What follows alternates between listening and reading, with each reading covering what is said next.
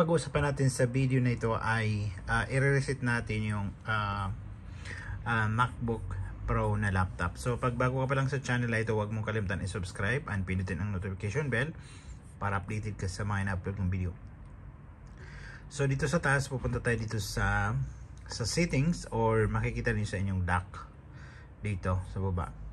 Then punta tayo sa general. Then pag nasa general tayo ay dito tayo pupunta sa reset. Then iano natin to kasi yung data ko naka-upload naman sa aking OneDrive, so wala na akong worry na mawawala. So i-verify natin, kailangan natin ilagay ang password. So yan, nalagay ko na yung aking password at saka yan lock ko. So yan, erase all the content,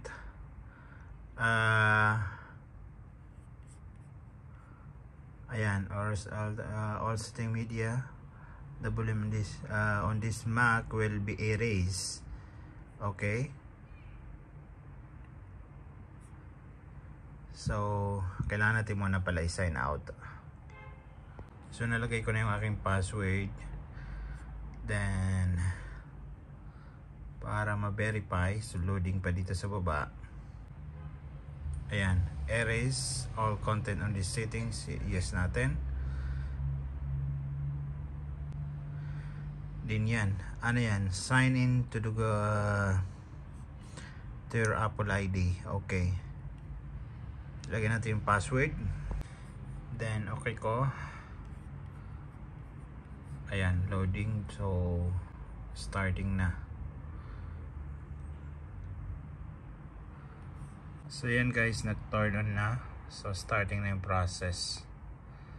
So naka-flash pa yung aking video. So anyway, dyan sa baba starting na siya. O yun, so continue siya na nagpa-process. So check natin, wala ko kasing timer dito kung ilang minutes magre-reset. First time ako by the way mag-reset ng MacBook. So yan, several times siya parang naglo-load, and actually fully charged to, full charge to. I think it's advisable na nakakonect siya sa inyong power supply. So select network menu. So kailangan nating activation on this Mac. Select the Wi-Fi to active this Mac. So kailangan natin i-connect sa Wi-Fi. So dito sa taas, turn on Wi-Fi. Ay, naka-turn on Wi-Fi. Then join with the network. Tapos hanapin natin muna yung ating Wi-Fi. Scan natin yung Wi-Fi. So yan, so yung mga Wi-Fi dito sa bahay, find Wi-Fi. Actually yung Wi-Fi ko yung Philippines. So enter natin yung password.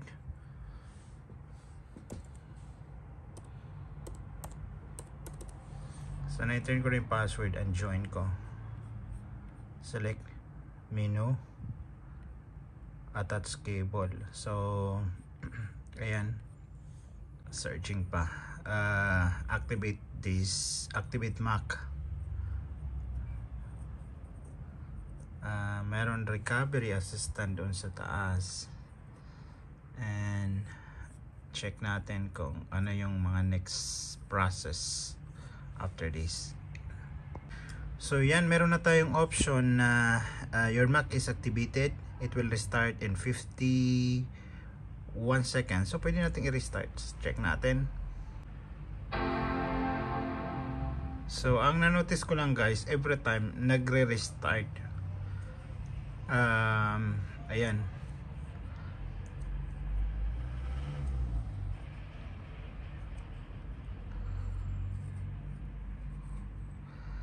So yan, meron ng Arabic word na marhaba. So get started. Ano natin, try start natin. Then select ko yung language ay English. Then next natin. Then yung select your current region, so ilagay ko na lang Saudi Arabia. Then ano yung prepared language, English, Saudi Arabia. Tapos yung input natin, spoke language, dapat nilagay ko dyan ay United States. Custom natin dito. Okay na yan. Then input source, yan. So English United States, detection is yan.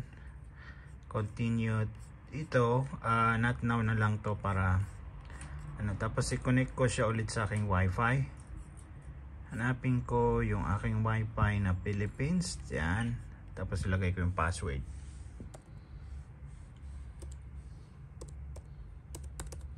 So yan, nalagay ko na yung password ng aking wifi, then continue.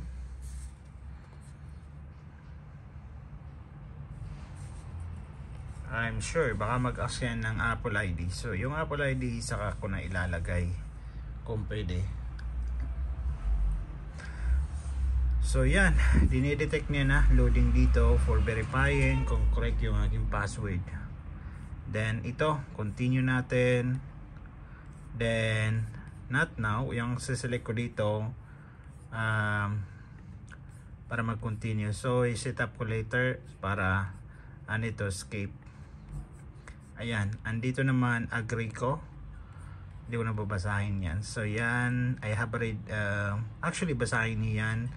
Ayan, so ilalagay ko yung computer name. Ilalagay ko na lang ay OFWIT. So OFW, caps lock ko,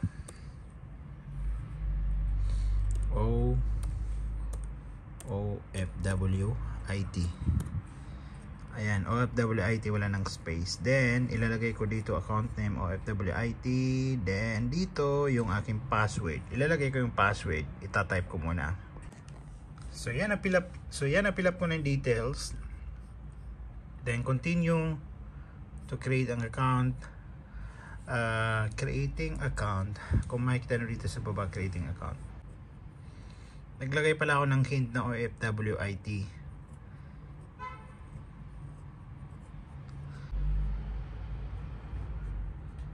So yan. So enable location services on this Mac. Continue, then share analytics to Apple, uncheck ko yan, di continue. Then ito na lang setup later, then yung Siri, uncheck ko din yan, then continue. So later on pwede naman nating ano yan, yung touchpad later din to, then continue. Then ano yung gusto niyo na look, so sa light na lang ako, then continue. Then yun, na-reset na natin yung ating MacBook. So hanggang dito lang, and huwag niyong kalimutan i-like and subscribe ang aking YouTube channel.